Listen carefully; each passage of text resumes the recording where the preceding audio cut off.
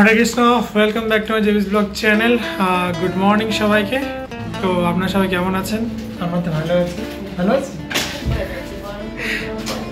তো এই যে এখানে আমাদের সেটিং চলছে।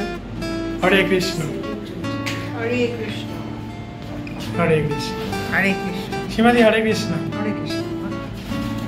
সীমাদি পুরো তাড়াহুড়োর মধ্যে আছে, আর তার মধ্যে এই জ্বালাতন জ্বালাতে চলে এসছে। বেশ কিছুদিন এই জ্বালাতনটা বন্ধ ছিল, আপনারাও জানেন সেটা। বাড়ি গিয়ে বসেছিলাম, ছুটি আর একজন জ্বালাতন এসে যার নাম দিয়েছিল এখান থেকে নুন।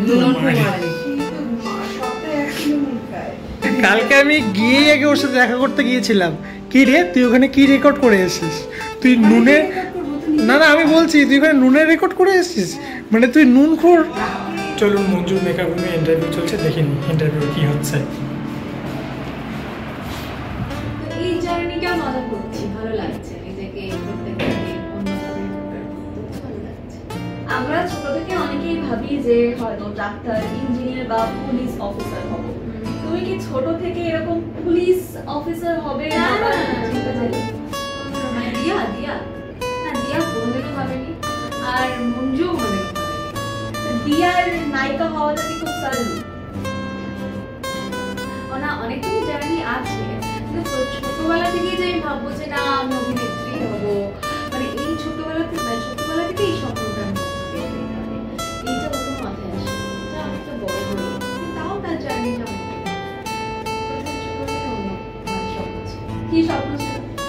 যেহেতু আমি মানে ডান্সার, তো ইচ্ছে ছিল যে ডান্স নিয়ে এগিয়ে যাবো, টিচার হবো, মানে ওই দিকটাই হচ্ছে ইচ্ছে ছিল।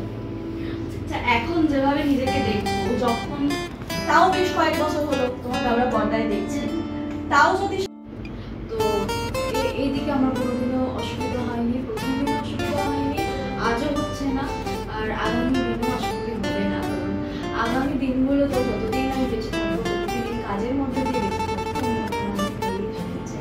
অনেক কিছু শিখতে চাই। কারণ এই পুরোনো আমি হতে চাই না, মানে নতুন আমিতে না অনেকটা ডায়েরি পেজগুলো ফাঁকা থাকে, নতুন আমিতে ডায়েরি পেজ ফাঁকা থাকে তখন বললে এই ডায়েরি পেজে সিনেমায় নিজেকে দেখার ইচ্ছা রয়েছে, অবশ্যই কোন পরিচালকের সাথে কাজ করার ইচ্ছা রয়েছে।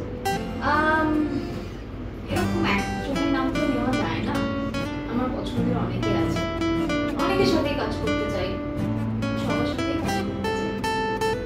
এই গল্পের নায়কের সাথে এই মুহূর্তে অন স্ক্রিন কেমিস্ট্রি কেমন?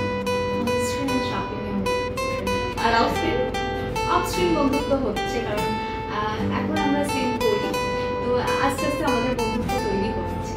তো অন স্ক্রিন বলতে গেলে তো মাই গড, অর্জুন মঞ্জু এরকম একটা ব্যাপার, দুজন দুজনকে সহ্য করতে পারে।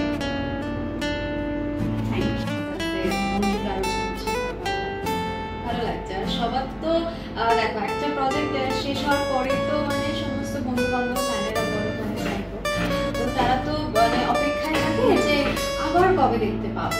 তারাও খুব খুশি হয়েছে যে একদম ভালো লাগছে। আর আমি সবসময় চেষ্টা করি যে আগে অনেকদিন পর এবার মঞ্জুর সেটে এসে মঞ্জুর ইন্টারভিউ দেখলেন আপনারা। মঞ্জুর ইন্টারভিউ তবে আমি নিয়ে এসেছি চ্যানেল থেকে, তো মঞ্জুর ইন্টারভিউ নিলে আমি তারই কিছু অংশ আপনাদের সাথে শেয়ার করলাম। তাহলে চলুন আজকে আমাদের ব্লগটা আমি এখানেই শেষ করছি, দেখা হচ্ছে একটা নতুন ব্লগে।